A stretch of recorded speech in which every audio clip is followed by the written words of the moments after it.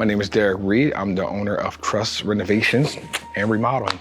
I grew up in Riverside, from the home of a single parent. My mom did her best. She actually had 9 kids. I'm actually the youngest of 9, me and my twin brother. But I learned how to skate, ride a bike, all those things in Riverside. Of course, being in that area was also drug infested too.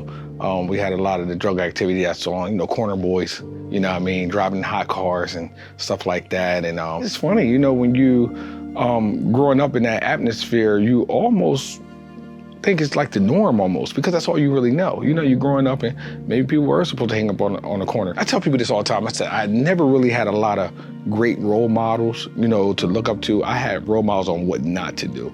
I seen the consequences of being on the corner. Someone running through the projects, running from the cops, or getting tackled down by the cops, or, or getting shot, in some type of a drug beef or drug, situation, end up going to jail. Or I always didn't feel that I want to be a part of that. I think even as a child, I loved my freedom. And I didn't want to be caught up into what we would call the system of getting locked up, going to jail, coming out, can't find a job, having a felony. Being a child that grew up struggling and around so many other children were struggling, I always felt that if I ever was in a position to help, I would want to help.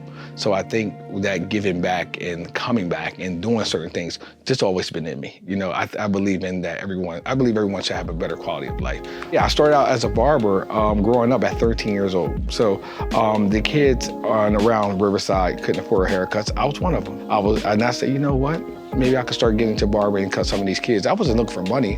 I just wanted them to have a haircut because they couldn't afford to go to the barbershops.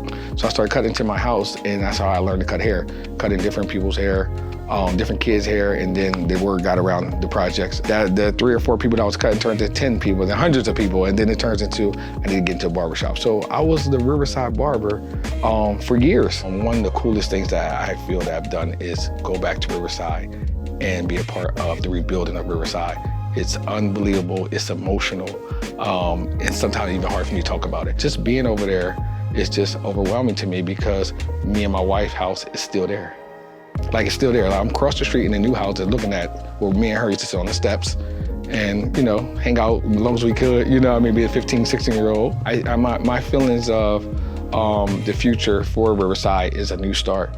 Again, I like to say, I believe that everyone deserves a second chance, number one, and also deserve to have a better quality of life. And when it comes down to people helping out and contributing and being a part of this and putting their mark on it and say, I helped with that.